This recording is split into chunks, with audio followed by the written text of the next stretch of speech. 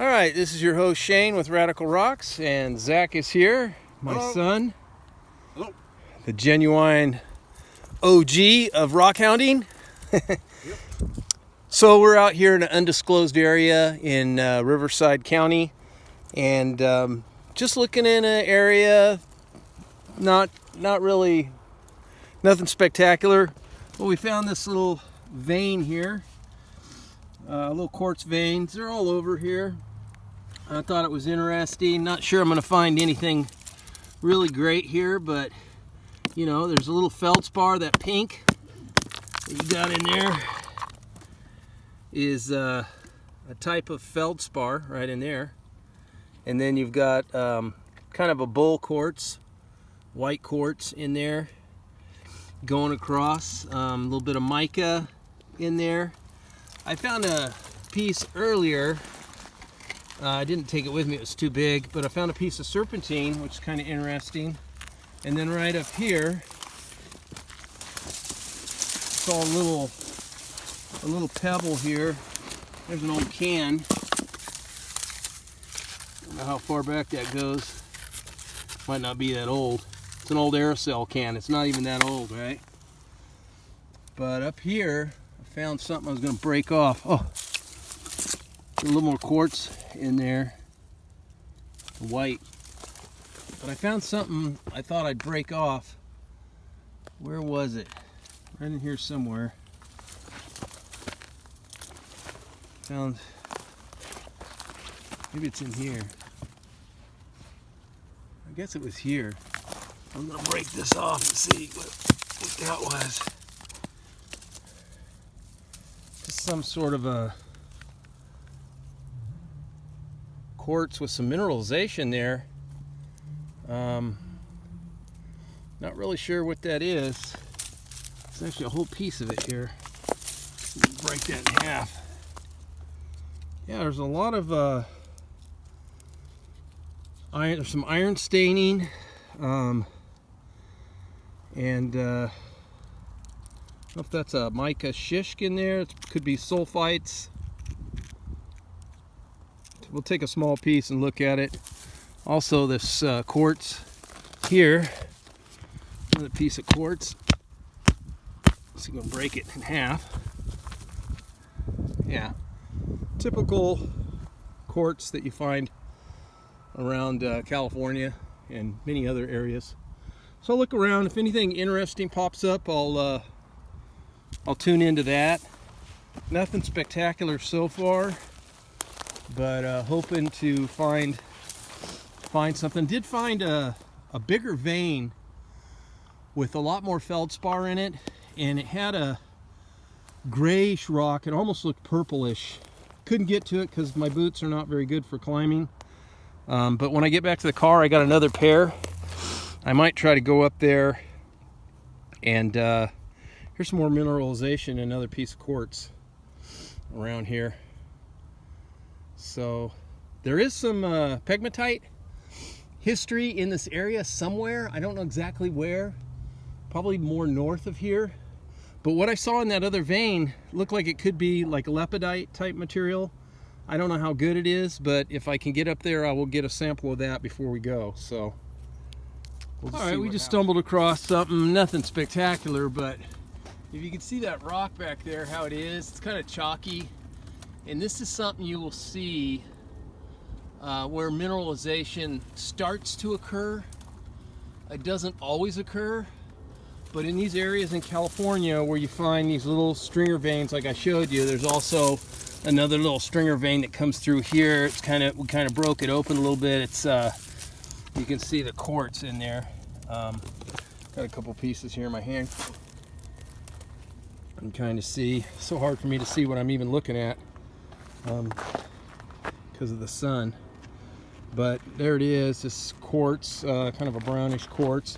I mean, there's some mineralization in there. It's kind of a small vein. There could be gold in there, but also we noticed over here, you see you got this red, could be iron.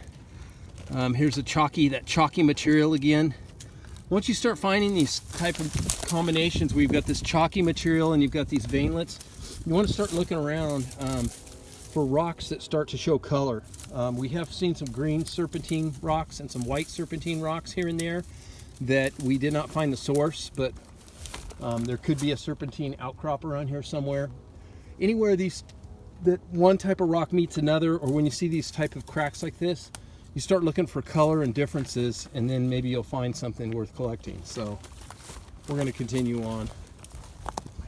All right, we came across this interesting rock here. You can see that a boulder has, and it looks like it's a sedimentary type rock, is embedded in this granite somehow. It could have happened at the time it was formed. I'm not exactly sure, but there are other rocks that are in here. You look at this one over here, and that square up on the corner there is a reddish color. I'm trying to see if I have it in the camera view. It's so hard for me to see the face of this camera. It's just ridiculous. Okay, there it is, right in there. Okay, I got it. So you see that square pattern up there. Well, here's one down here, and we thought, well, maybe this is paint. And we chipped it off. You see this rock right here? I thought maybe that was paint, but there's specks of this here and there, and it looks like it's actually a little bit of a ochre, a red ochre. You could grind this up and you know, make different colors for you know, the Native Americans would use that for baskets or arrows or face makeup, or mix it with on their pottery, or blanket. Use it, yeah, dye wool, anything like that with the red ochre. So, and it looks a little bit like a red ochre, not the highest quality, but who knows, could have been used. So we'll go on down around here and see if we find anything else interesting, hopefully something better. Yeah, but maybe not. We don't. Back at the car here, we went to another little mountain close by, and before we left, we did find this type of rock here. It's like a decomposed granite. It's iron stained, and it's got maybe some sort of a mica shishk in there. Not quite sure, but kind of pretty. I don't think it's an ore or anything. And then found this one, black, with some brown in it, real heavy. Not really sure what it is. I'll go back and do some tests on it. I don't know if it's an iron or what, but you can kind of see it there. Very heavy, but could be hematite, some iron stain. Here's another piece of what you find where the feldspar in the rock is. Pretty heavy, some sort of a mineralization there, probably an iron or hematite or something like that. So that was what we found. Then we saw another little hill nearby, and we just picked up some of this white kind of bull quartz. Looks like some little scroll crystals in there, tourmaline bits, little speckles. But that's about it. We didn't find anything super spectacular. So you can just see all the trash out here. It's in the city. We're not going to tell you where we're at exactly, but it's in the city, in Riverside County area, or on the outskirts. And used to be back in the day, some of the old timers told me they would pick up a few things out here, but it's all roped off so much you can't really get into the areas anymore. They got it all closed off, so they're just letting them weather away, and that's the way it is. So guys, not a fantastic show, but hopefully you picked up a couple little tips for when you're out looking. And next time maybe we'll do a little better. We'll go to a hotter spot, a better area. So remember, rockhounds don't die, they petrify. I love your feet. Your feet are sweet. So delicious. These are the best feet I've ever smelled. Ah, they smell so good. I love your feet. What is that? Oh my gosh. Wow. Oh my gosh. I can't, those poor guys. He's pretty big. I am loving your feet. This is the best tasting feet ever. Oh, Fatty loves my feet.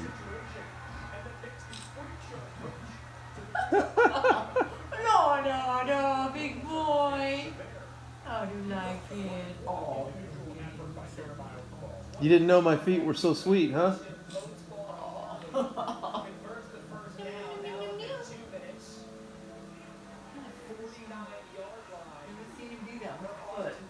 Yeah. Never. Nobody's ever loved my foot that much.